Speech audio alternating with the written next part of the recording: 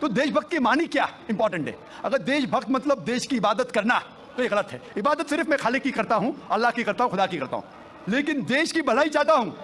अगर वो देश कोई कानून लागू कर रहा है, वो शरीयत के अंदर है, खुदा के कानून के दायरे के अंदर है, तो मैं उनके साथ हूं। कई चीजें इस्लाम में मुबाह है, ऑप्शनल है, और अगर देश उसे कहता है कि करो तो मैं करूंगा। लेकिन अगर कोई देश, चाहे वो अमेरिका हो या यूके हो, वहां का कानून अगर इस्लाम के खिलाफ है तो मैं उस देश के कानून के खिलाफ जाऊंगा, क्योंकि मैं सबसे पहले मोहब्बत करता हूं खालिक से, खुदा से, अल्लाह से, फिर अपने देश से। कि मुस्लिम स्कूल में वंदे मातरम क्यों नहीं कहा जाता। हमें ये देखना चाहिए कि कोई भी गाना या कोई भी चीज़ आप कहते हैं उसकी मानी क्या है। आप जब वंदे मातरम पढ़ते हैं उसकी मानी है कि हम सिजदा करते हैं इस देश जो हमारी माता है, ऐसे कहा जाता है, और हम इसकी पूजा करते हैं। ये हमारे लिए शिर्क है। माइक्रोफोन ऑन कीजिए ज़रा भाई साहब का।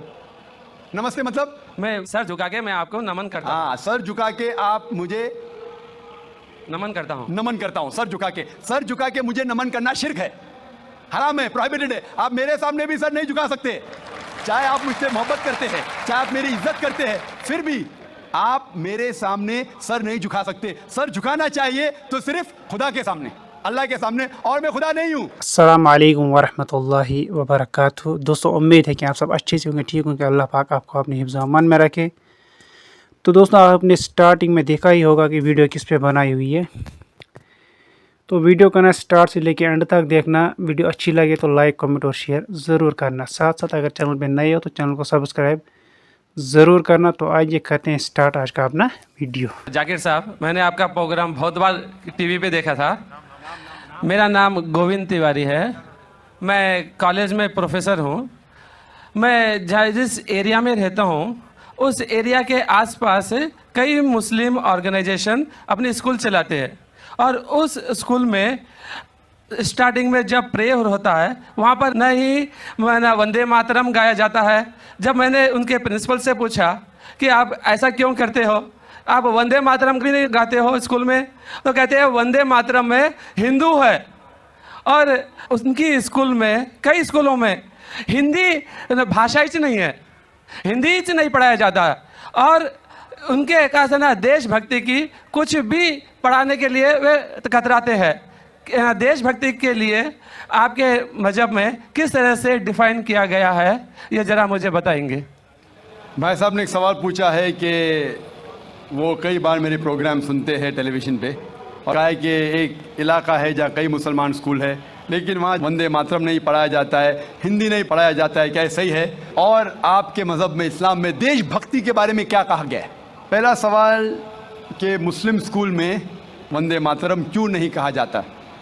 हमें ये देखना चाहिए कि कोई भी गाना या कोई भी चीज़ आप कहते हैं उसकी मानी क्या है। आप जब वंदे मातरम पढ़ते हैं उसकी मानी है कि हम सिजदा करते हैं इस देश जो हमारी माता है, ऐसे कहा जाता है, और हम इसकी पूजा करते हैं। ये हमारे लिए शिर्क है, शिर्क है इस्लाम में, और गलत है हिंदुइज्म में भी। हिंदुइज्म में भी आपको इबादत सिर्फ करना चाहिए एक खुदा की, धरती की नहीं। तो हिंदुइज्म में भी गलत है, क्रिश्चियनिटी में भी गलत है, इस्लाम में ही गलत है। लेकिन आम हिंदू अपने मज़हब को नहीं जानते, अपनी मजहबी किताबें नहीं पढ़े हैं, इसीलिए कोई भी आप गाना गाते हैं अगर उसके मानी खुदा के खिलाफ है, अल्लाह सुब्हानहू व तआला के खिलाफ है, भगवान के खिलाफ है, तो ऐसा गाना गाना गलत है। आपने मुझे शुरुआत में नमस्ते कहा। नमस्ते, नमस्ते के क्या मानी है भाई साहब, आप बोल सकते हैं? नहीं पता क्या मानी है? माइक्रोफोन ऑन कीजिए ज़रा भाई साहब का। नमस्ते मतलब मैं सर झुका के मैं आपको नमन करता हूँ। हाँ, सर झुका के आप मुझे नमन करता हूँ। नमन करता हूँ। सर झुका के मुझे नमन करना शिर्क है, हराम है, प्रोहिबिटेड है। आप मेरे सामने भी सर नहीं झुका सकते, चाहे आप मुझसे मोहब्बत करते हैं, चाहे आप मेरी इज्जत करते हैं, फिर भी आप मेरे सामने सर नहीं झुका सकते। सर झुकाना चाहिए तो सिर्फ खुदा के सामने, अल्लाह के सामने, और मैं खुदा नहीं हूँ।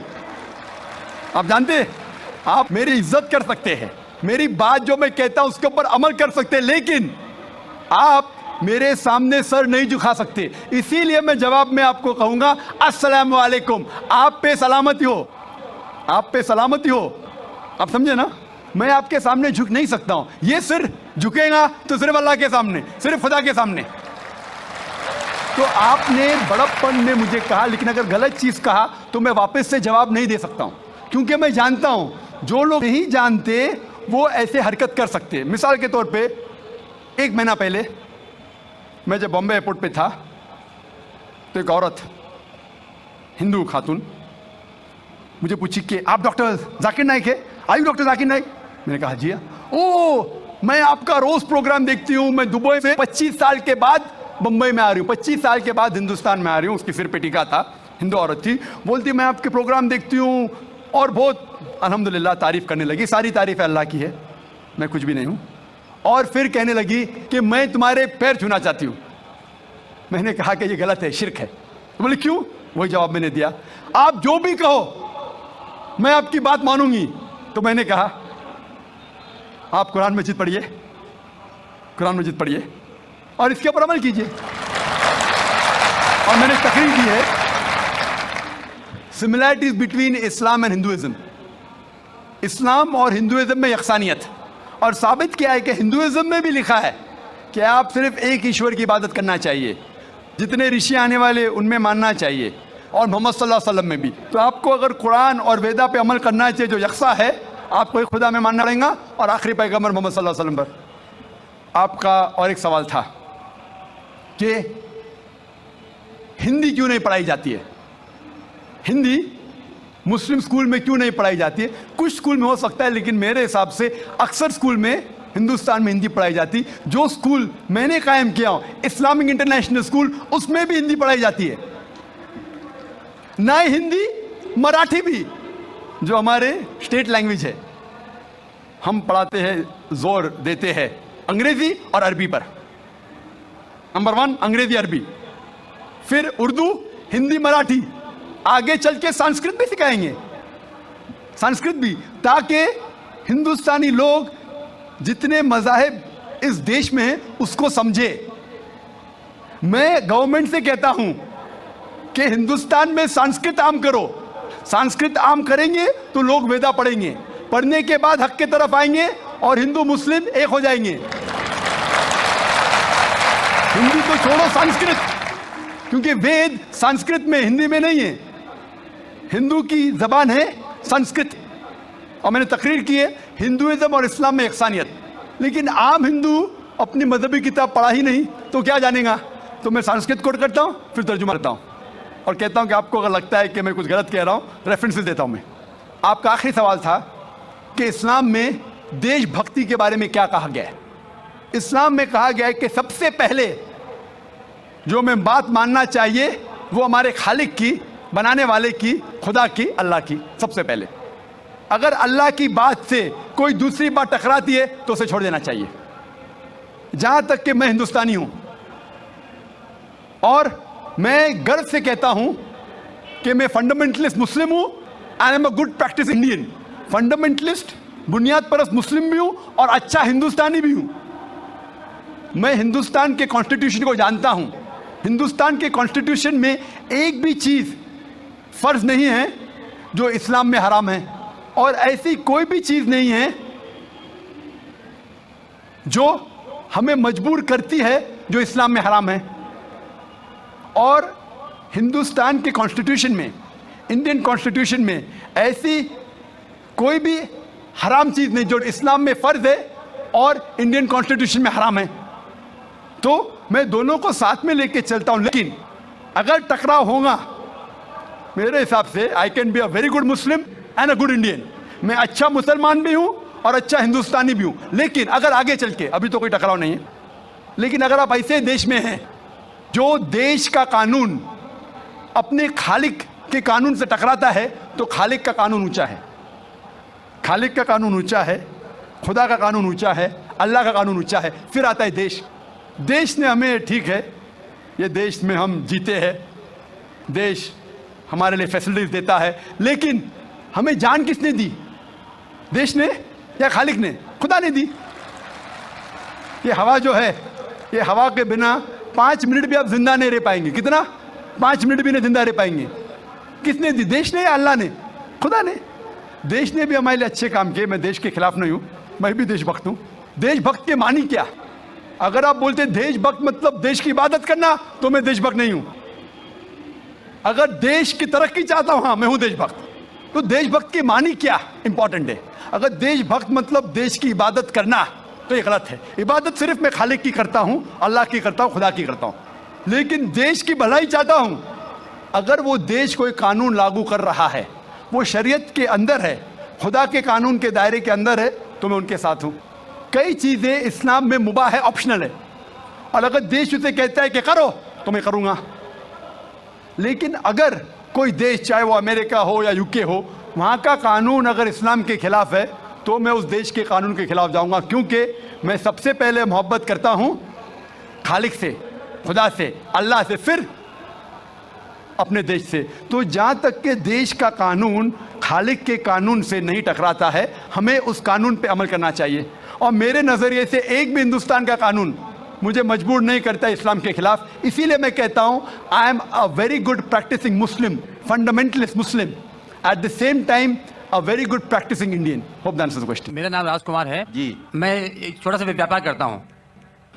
मैंने कई बार कुरान पढ़ी है, तो उसमें जिस आयत का आपने जिक्र किया है, उसमें आपने आधी आयत जिक्र किया है, अल-तौबा की 5वीं आयत, जिसमें लिखा है कि जो गैर मुसलमान को मारो, साथ में घात लगा मारो, और जब तक वो नमाज कायम करें, ज़कात दें, तब उनको छोड़ दो, अर्थात मुसलमान बन जाएं तब छोड़ दो। और दूसरी बात ये थी कि 6551 की नंबर उसमें है, इसमें लिखा है कि ऐ मुसलमानों, तुम ईसाइयों यहूदियों को अपना दोस्त मत बनाओ, अगर जो दोस्त बनाएगा वो उनमें से हो जाएगा। ये बात इंसानियत के खिलाफ मैं महसूस करता हूँ। भाई साहब ने सवाल किया कि मैंने जो आयत कोट की, सूरह तौबा सूरह नंबर 9 आयत नंबर 5 की, वो आधी आयत कोट की। उसमें लिखा हुआ है कि उन्हें जब छोड़ दो जब वो नमाज कायम करे और ज़कात दे।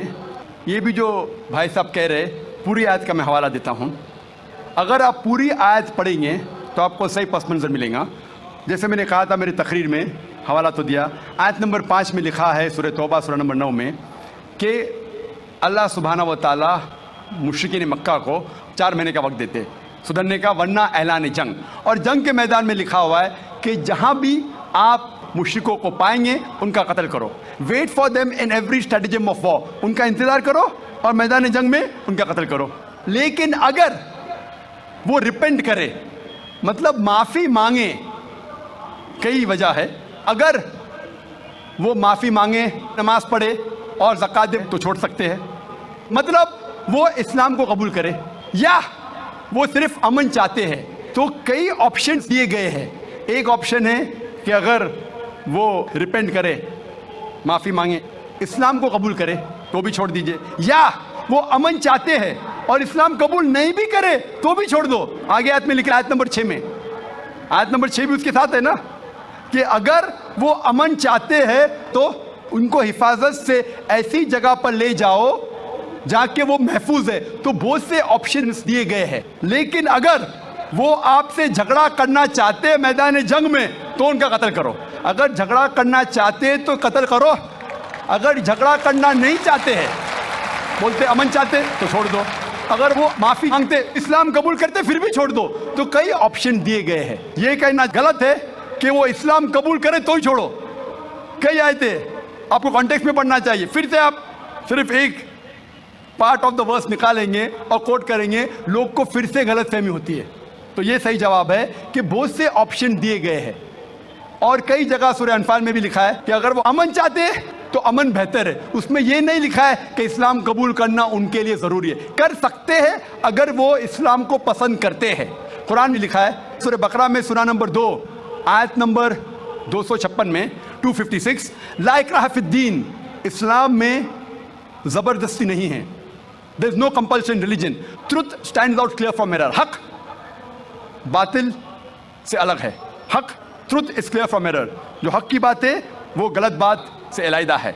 हमें हक पेश करना चाहिए। अगर वो कबूल करे तो अच्छी बात है, नहीं कबूल करे तो भी कोई बात नहीं। और कई ऐसे आयतें कुरान की, सूरह काफिरून भी है सूरह नंबर 109, जिसमें लिखा गया है कि कह दो काफिरों से जो लोग इस्लाम को झुटलाते हैं, हम वो चीज़ की इबादत नहीं करेंगे जो आप करते हैं। या जो आप चाहते हैं, ना आप उनकी इबादत करते हैं जिसको हम मानते हैं, ना हम आप जिसे कहते हैं उसकी इबादत करेंगे, ना आप करेंगे हम जिसे कहते हैं। लकुम दीनुकुम वलिय दीन, आपके लिए आपका दीन, हमारे लिए हमारा दीन। तो हमारा फर्ज है कि सच्चाई लोगों तक पहुंचाओ। पहुंचाने के बाद अगर वो मानते हैं तो अल्हम्दुलिल्लाह, अच्छी बात है। नहीं मानते तो भी अल्हम्दुलिल्लाह, तो भी कोई बात नहीं, हमको सवाब मिलेगा, हमें हक बात करने का सवाब मिलेगा, चाहे वो माने या ना माने। तो हमारा फर्ज है कि अच्छी बातें करे, चाहे इंसान माने या ना माने। तो ये कई आयतों में आप पढ़ेंगे और पस मंजर में देखते हैं, कॉन्टेक्स्ट में देखते हैं, तो ये लिखा है। आप कुछ सेकंड क्वेश्चन पूछे थे, आपने कुछ और भी सवाल पूछे थे, आप जरा 6551 नंबर जी 6551 आयत नंबर दिया था, उसका आपने जिक्र नहीं किया। 6551 जिसमें लिखा हुआ है कि ए ईमान लाने वालों, तुम ईसाइयों या यहूदियों को अपना दोस्त मत बनाओ। भाई साहब ने सवाल, ये आयत सीमित है या असीमित है? क्या ईसाइयों और यहूदियों को अपना दोस्त मत बनाओ, ये कौन सी आयत? 6551। लेकिन कुरान में लिखा हुआ है सूरह अल इमरान में सूरह नंबर 3 में 2 जगह लिखा है कि ये जो तर्जुमा कर रहे हैं कि यहूद और ईसाई को अपना दोस्त मत बनाओ, ये तर्जुमा सही नहीं है। सही तर्जुमा है कि do not make Christians and Jews your protectors in preference to believer. अगर आपके पास चॉइस है ईमान वालों के साथ और क्रिश्चियन और यहूद के साथ फॉर प्रोटेक्शन, प्रोटेक्शन के लिए, जो लफ्ज तर्जुमा है दोस्त, friend is not a correct translation.